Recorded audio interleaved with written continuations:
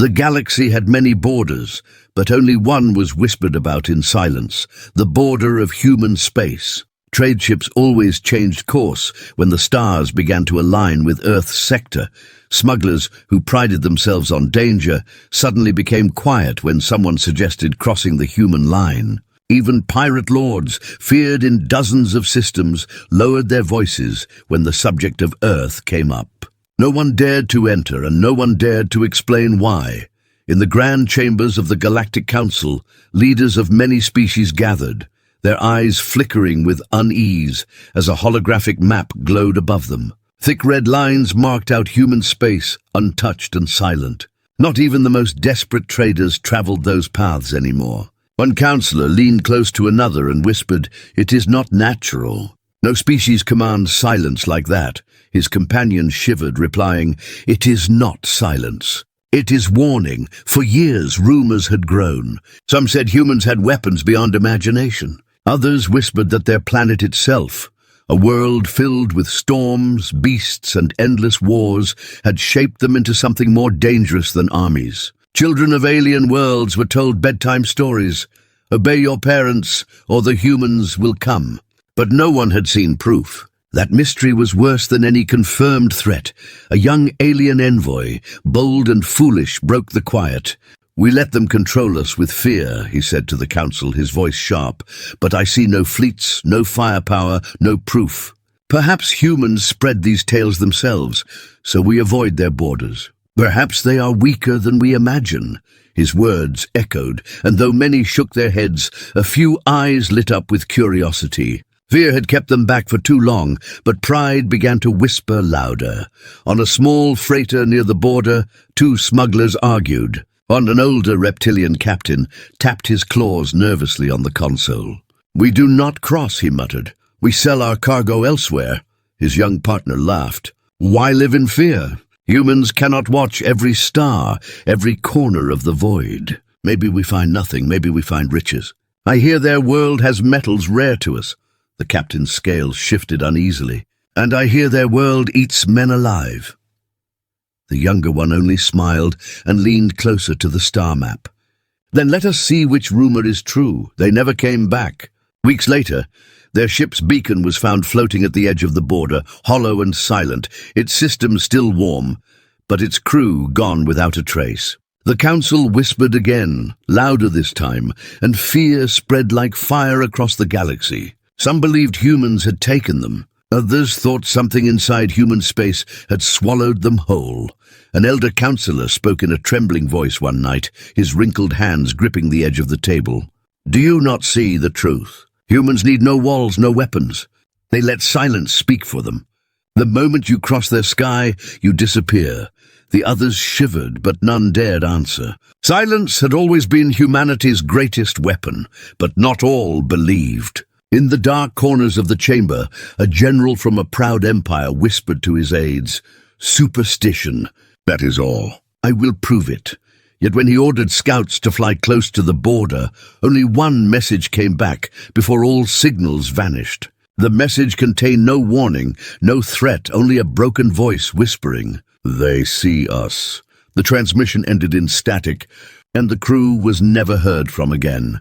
Across markets and taverns, fear turned into legend. Merchants swore that if you stared long enough into human space, the stars themselves seemed to move. Pilots claimed to see shadows drifting behind their ships as they neared the border. Even the bravest warriors refused to take missions that led anywhere near Earth. It was as if the galaxy itself had drawn an invisible line, and everyone understood it meant death still. A few dreamers imagined the truth was different. Some believed humans were hiding great wonders, technologies lost to time, treasures beyond value. Others thought they guarded secrets so dark the universe itself would shatter if revealed. But no matter the theory, no one stepped forward to prove it. Fear was stronger than greed, stronger than pride. One quiet evening, deep inside the council hall, a single envoy of humanity arrived. No fleet, no soldiers, no banners. Just one man, dressed in simple black, standing tall and silent before the most powerful beings of the galaxy. The chamber went still, every whisper dying in an instant. The envoy raised his eyes, calm and steady, and said only one sentence: "Do not cross into our sky." His words were not shouted, not threatened, but they carried more weight than fleets of warships. The councillors, who had faced empires and crushed rebellions, felt their hearts pound with fear. There was no need for proof, no need for force. Humanity's silence, their mystery, and their calm voice carried more terror than destruction ever could. When the envoy turned and left, no one dared stop him. No one asked questions. No one demanded proof. And when the doors closed, the chamber erupted into panic, voices shouting over each other, arguing if they should fight, flee, or surrender. Yet deep down, every one of them already knew the answer. The truth was simple, and it trembled in their bones. Humanity had no need to defend their border, because fear itself had already done the work. From that day on, no alien dared to enter human space. The silence grew heavier, thicker, stretching across the stars. It was not guarded by weapons, but by the weight of the unknown, by the terror of what might happen if anyone crossed that line. The galaxy, filled with countless empires and endless wars, learned to live with one truth. The humans had spoken once, and that was enough. The council chamber still echoed with fear after the human envoy's words. Most leaders whispered of caution, of leaving Earth alone, but not everyone agreed. Among them sat Commander Valar, a young but ambitious officer from the Zorath Empire. His scales glistened under the lights as he stood, voice sharp and confident. "We cower like prey," he declared, his eyes burning with pride. "Yet we have seen no weapons, no proof, no fleets. I say the humans are nothing but a myth inflated by fear." The chamber erupted in protests. An elder of the Shireen race hissed softly, her translucent wings trembling. "You play with fire. There are things in this galaxy best left unseen." Valar laughed, his deep voice echoing. "I will not be ruled by bedtime stories. If no one else has the courage, I will lead my fleet into their space and return to prove humans are but shadows." His words spread across the galaxy like wildfire. Some called him brave, others called him foolish. Many begged him to reconsider. But pride is a dangerous chain, and once Valar spoke, he could not take it back. Soon, his fleet of 30 warships stood at the edge of human space, their hulls gleaming, their weapons ready. On the bridge of his flagship, Valar paced, his claws clicking against the metal floor. His second officer, a cautious female named Rhinar, approached quietly. "Commander," she said, her voice low, "we all know the stories. Ships vanish, crews disappear. Perhaps there is truth in them." Valar turned sharply, eyes narrowed. "Fear is a leash," he spat, "and I refuse to wear it. We enter, we scan, we return. The galaxy will see that humans are no gods, no monsters, only mortals like us." The fleet advanced. The border looked like nothing more than empty stars, silent and vast. No fortresses, no patrols, no fleets waiting. Valar smiled, his chest swelling with victory before the first step had even begun. He signaled his fleet to move forward. "Do you see?" he said to his crew. "The mighty human wall is nothing but empty space." Hours passed. The ships slipped deeper into the forbidden zone. Scanners swept across stars and dust, but nothing unusual appeared. Relief began to whisper among the crews. Some laughed nervously, others muttered that the humans had fooled them all. Valar stood tall, his pride growing with every silent mile, but then the silence grew heavier. The comm channels between ships began to crackle with static. Pilots reported strange readings, faint shadows flickering across sensors, shapes that vanished when focused on. A young officer's voice trembled through the speakers. "Commander, my instruments. They say something is here, but I see nothing." Valar slammed a fist against the console. "Malfunctions. Stay sharp." The static deepened. One ship reported a brief glimpse of movement, something vast, darker than space itself. Before the crew could explain, their signal cut off. Panic began to ripple across the fleet. Voices shouted, alarms blared, and then silence swallowed the missing ship. Not wreckage, not debris, just gone. Rishna turned to Valar, her eyes wide with fear. "We must turn back," she begged. "This is no myth. This is real."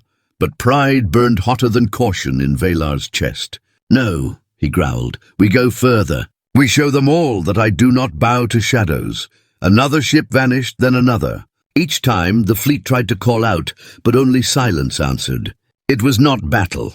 There were no blasts, no explosions. It was as if the void itself reached out and swallowed them whole. One terrified pilot screamed through the comms, "They see us!" before his voice cut off into static. The bridge crew stared at their commander in horror. Some whispered prayers, others froze in silent fear. Vaylor's claws tightened on the railing, his face pale. For the first time, doubt flickered in his eyes. He barked orders to reform the fleet, to prepare weapons, but his commands sounded empty in the thick silence. Then the lights dimmed, not on the ship, but across the stars outside. The crew pressed against the glass, watching in terror as the starlight seemed to fade, replaced by a dark shape, vast and endless, blotting out the heavens. No scanners could define it, no instruments could measure it. It was not a ship, not a fleet, but something unseen, something watching. A whisper echoed through the comms. No language, no sound, yet every being on the fleet felt it in their bones. "Go back," Reinhar gasped, clutching her chest, her eyes wide. "They are speaking without words," she whispered. Vaylor's pride cracked. Sweat rolled down his scaled face as he gave the order no one expected. "Retreat, now!" Engines flared as the fleet turned, racing back toward the border. But one by one, ships continued to vanish, swallowed by silence. Vaylor's flagship pushed harder, faster, his heart pounding as if the void itself was chasing them.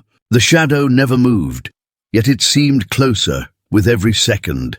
At last, the flagship broke through the invisible line and into neutral space. Only 5 ships remained. Vaylor collapsed into his chair, his pride shattered, his eyes hollow. Around him the crew sat in silence, too afraid to speak, too shaken to celebrate survival. The message reached the galaxy quickly. 30 ships entered human space. 5 returned. None could explain what they saw. None could describe what took the others. But one truth spread like fire. Humans did not need weapons to guard their border. Something unseen, something silent did it for them.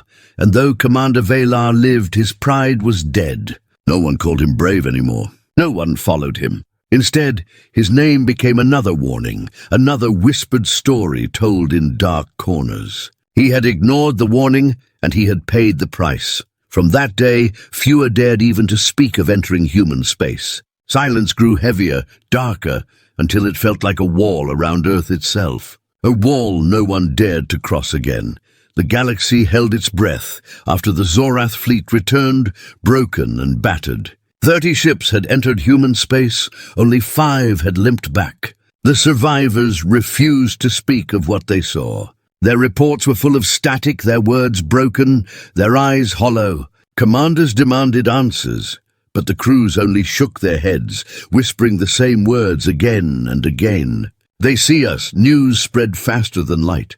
Markets closed, borders tightened, and fear rippled through every system. Some governments declared emergency councils. Others silenced all talk of humanity, terrified that even speaking the word might bring disaster. Yet pride and politics never truly die. Some still believed the stories were lies, born from fear and superstition. In a shadowed chamber of the Galactic Council, leaders argued. A silver-skinned chancellor slammed her fist against the table. "This cannot continue. Our people are panicking. Trade collapses because of one species. We must demand answers."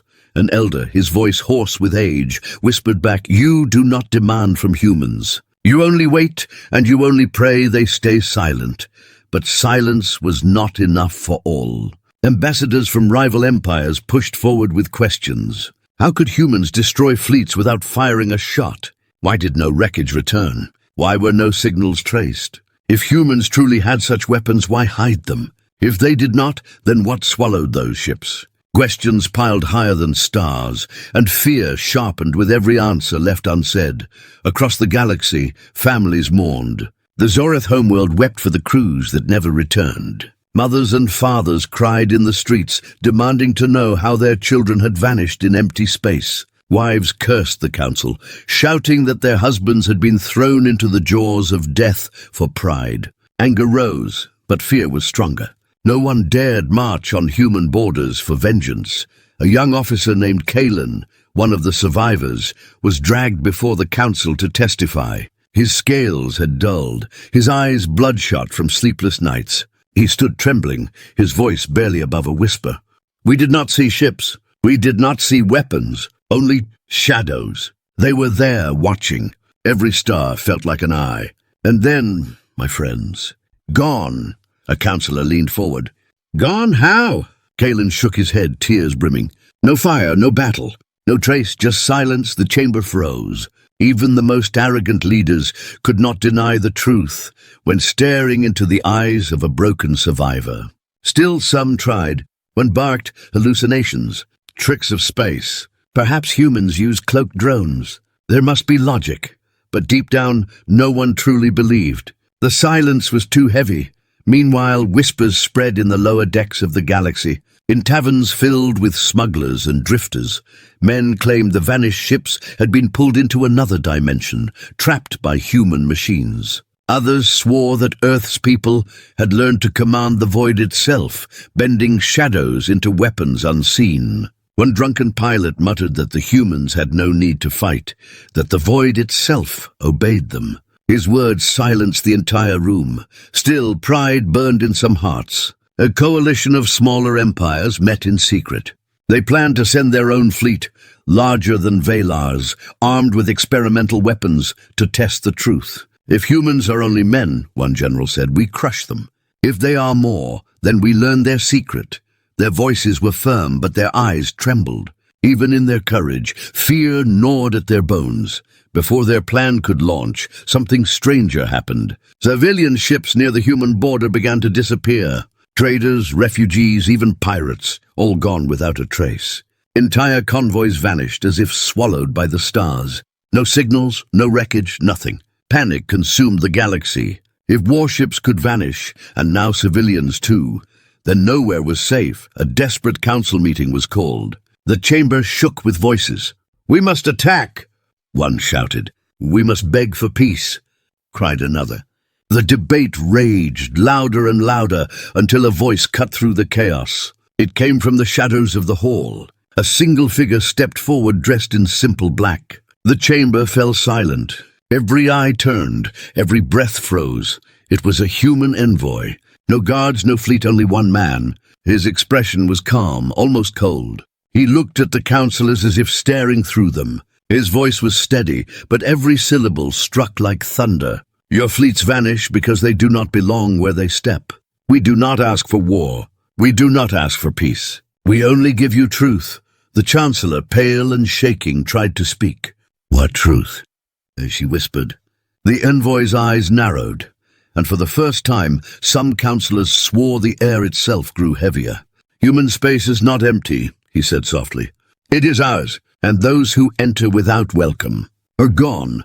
The silence that followed was heavier than any battle. No one moved, no one breathed. The envoy turned and walked out without another word, leaving the council to shiver in their seats. When the doors closed, chaos erupted. Some leaders screamed for war, others for surrender. But deep down, every one of them knew the same truth. The vanished fleet had not been destroyed by chance, nor swallowed by accident. They had crossed into something greater than they understood. And humanity had given them one chance to stop. From that day on, the words "vanished fleet" were whispered in fear across the galaxy. It became a warning to all. Enter human space, and you will not return. And though no one admitted it aloud, every leader, every general, every smuggler knew the same unshakable truth. The galaxy could fight many enemies, but not silence, not shadows, and not the humans who commanded them. The council chamber was restless. For weeks, panic spread through the galaxy after fleets and convoys vanished near human borders. Merchants demanded protection, soldiers whispered of shadows, and rulers argued without end. The galaxy was holding its breath, waiting for answers that never came. It was in the middle of this chaos that the doors opened. A man walked in, alone, unarmed, and dressed in simple black. He carried no banners, no weapons, and yet the entire chamber fell silent. Dozens of eyes turned toward him, wide with fear. It was a human envoy. The guards stepped forward, weapons raised, but the council leader lifted a trembling hand. "Let him speak," she whispered. Her voice cracked under the weight of the moment. The guards froze, unsure if they feared disobeying the council or the man who had just entered. The envoy stood calmly in the center of the chamber. He did not bow, did not salute, did not acknowledge their power. His presence alone was heavier than any army. For a long moment he said nothing, and that silence pressed against every chest like a stone. At last, he spoke. His voice was steady, quiet, yet every word carried through the hall, as if the walls themselves were listening. "Stay out of our skies." The words were simple, but they struck like thunder. Whispers erupted instantly, some of fear, others of anger. A counselor from the Talaran Empire jumped to his feet, his face pale but defiant. "You dare threaten us? You speak as if we are children to be warned." The envoy's eyes turned to him. He did not smile, did not frown, only watched. The Talaran's voice faltered under the weight of that gaze. His throat went dry. Slowly he sank back into his chair, unable to meet the human's stare. Another voice broke the silence, high and nervous. "What happened to the fleets? To the ships that never returned? Tell us what you did." The envoy tilted his head slightly, as if studying an insect. "They crossed where they did not belong," he said, his tone flat, "and they are gone." The chamber shook with gasps. Some councillors clutched their seats, others whispered to one another in panic. One bold delegate tried again. "Gone how?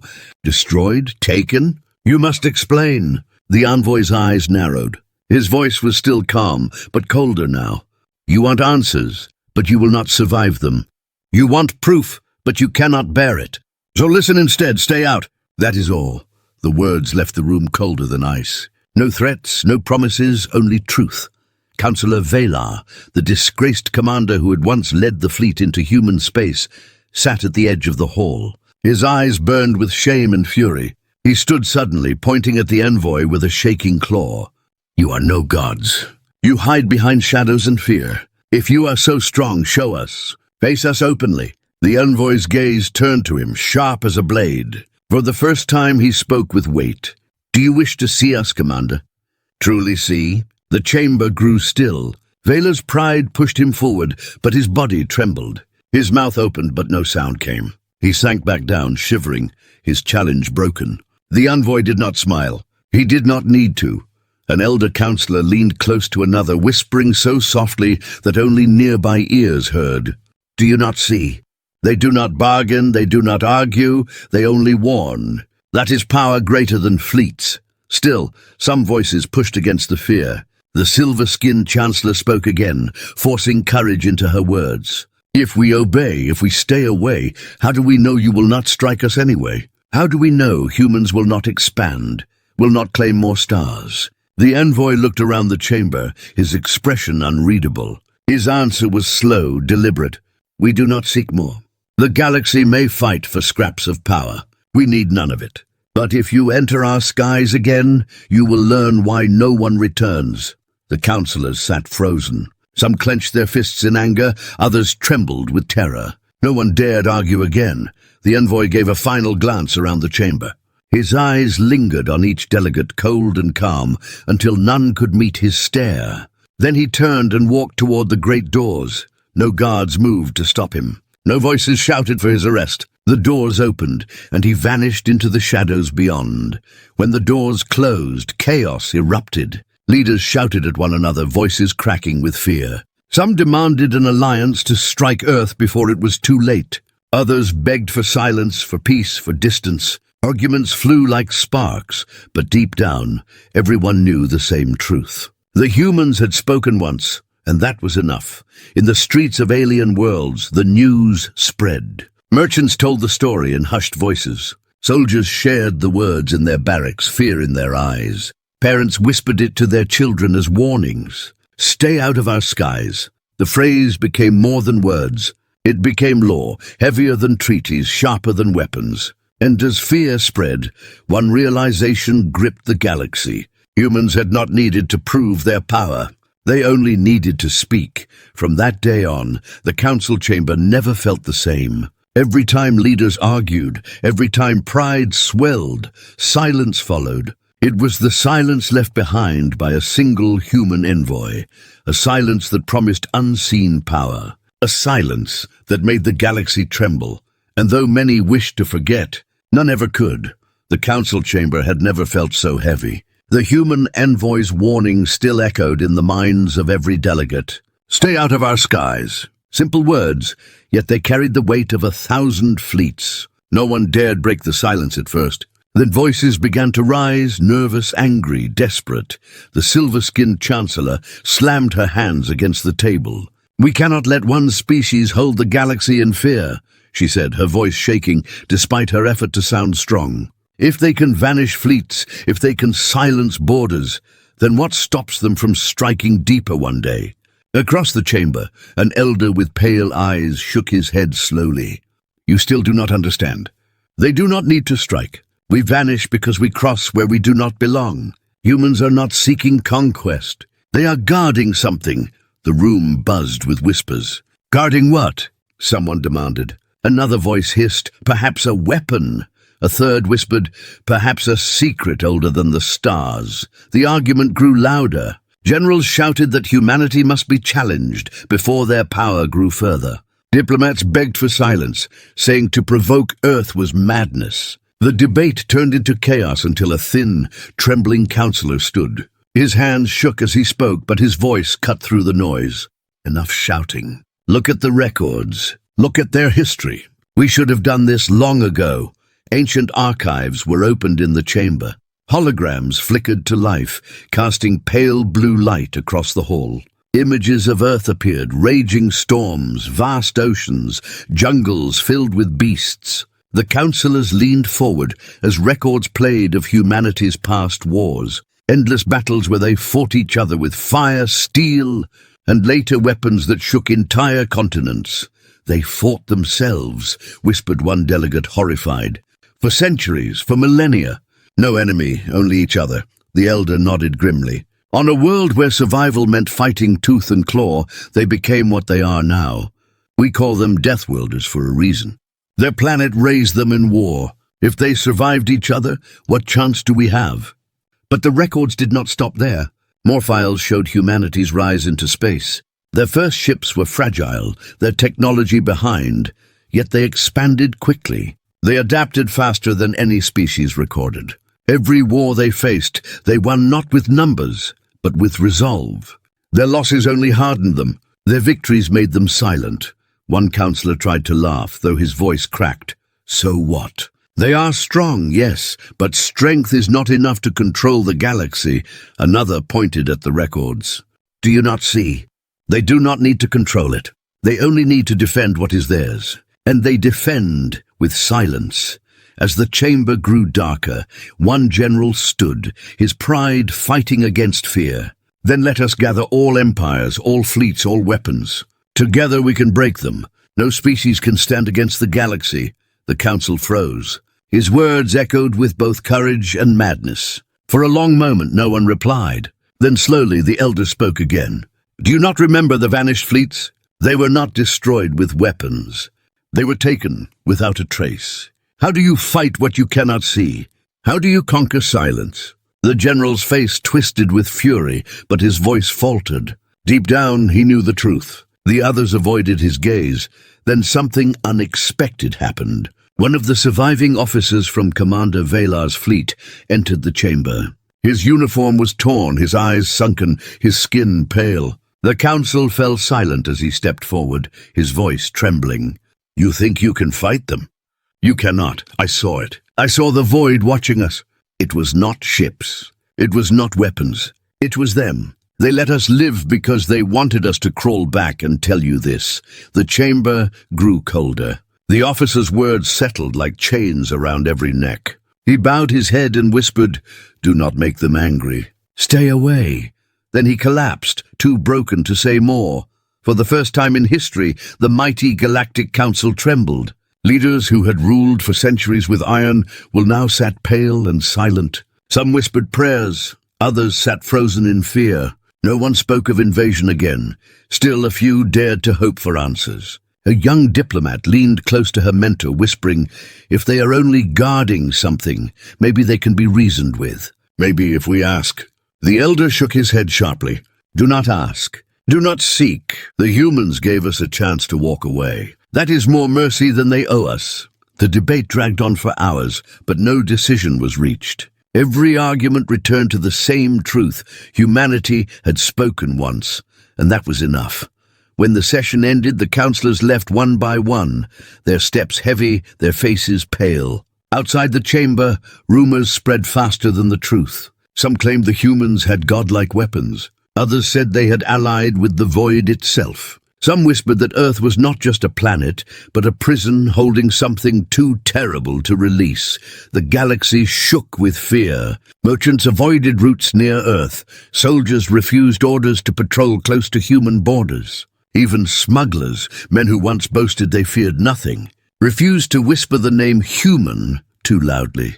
That night, as the council chamber lay empty, the elder who had spoken the most sat alone, staring at the dark star map.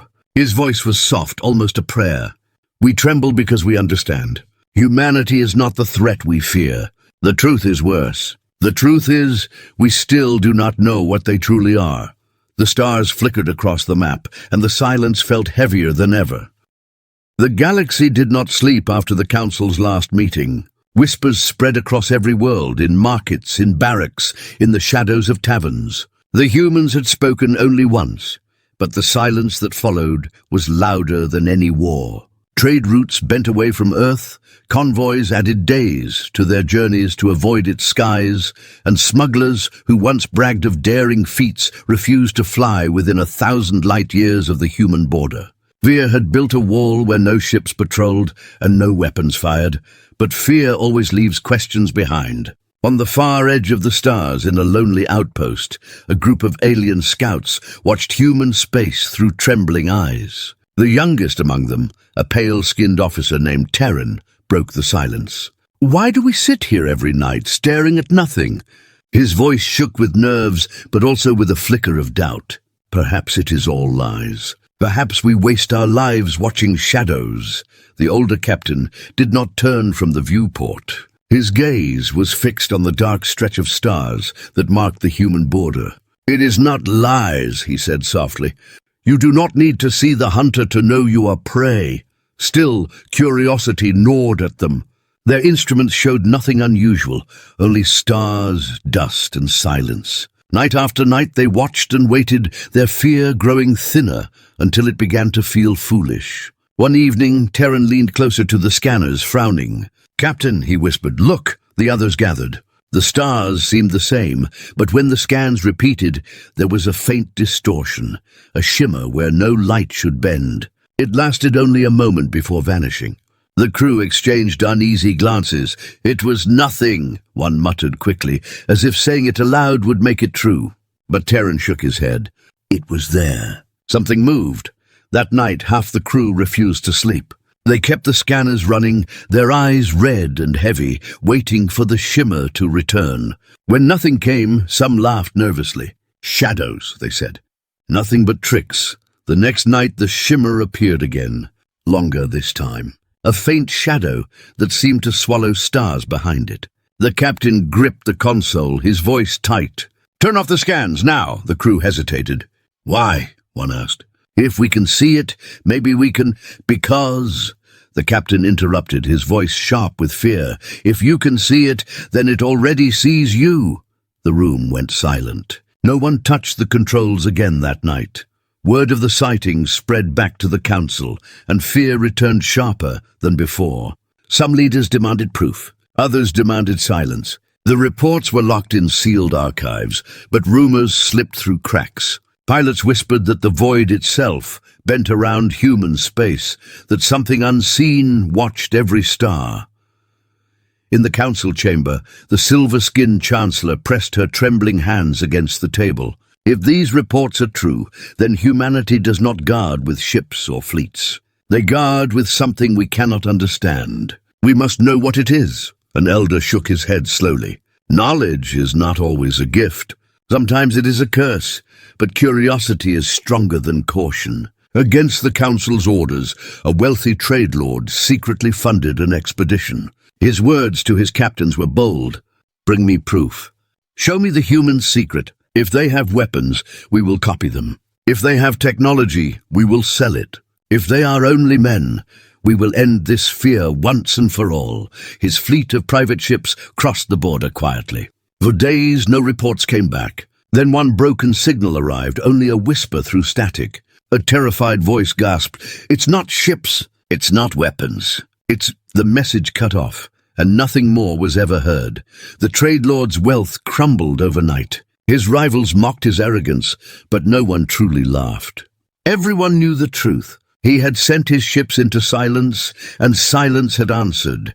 In the years that followed, the human border became a ghost line. No patrols guarded it, yet no one dared cross. Entire star charts were redrawn to curve around Earth. Pilots joked nervously that the fastest way across the galaxy was also the deadliest, and no one wanted to test it. One night, in a quiet council session, a diplomat asked the question that lingered in every heart. Why do they not expand, not conquer, not destroy? If they have such power, why do they sit in silence? The chamber fell quiet. Finally, the elder spoke, his voice like stone. "Because they do not need to. Power that is seen must be defended. Power that is unseen is eternal. They are not showing us their strength. They are showing us mercy." The councillors shivered. No one argued. On the edge of human space, the scouts still watched. Some claimed the stars shifted when they were not looking. Others swore they heard whispers in the comms, voices speaking in languages they did not know, yet somehow understood. "Go back," the whisper said. "Do not look further." Terran, older now and worn by years of fear, sat alone at the viewport. His eyes searched the stars, but he no longer hoped to see proof. He whispered to himself, "The worst truth is not that they are strong. The worst truth is that we will never truly know what they are." The stars blinked back at him, calm and endless. But deep in his bones he felt it, the unseen power. Always watching, always waiting, needing no ships, no weapons, no war, and so the galaxy lived in silence, trembling not at what it saw, but at what it never could.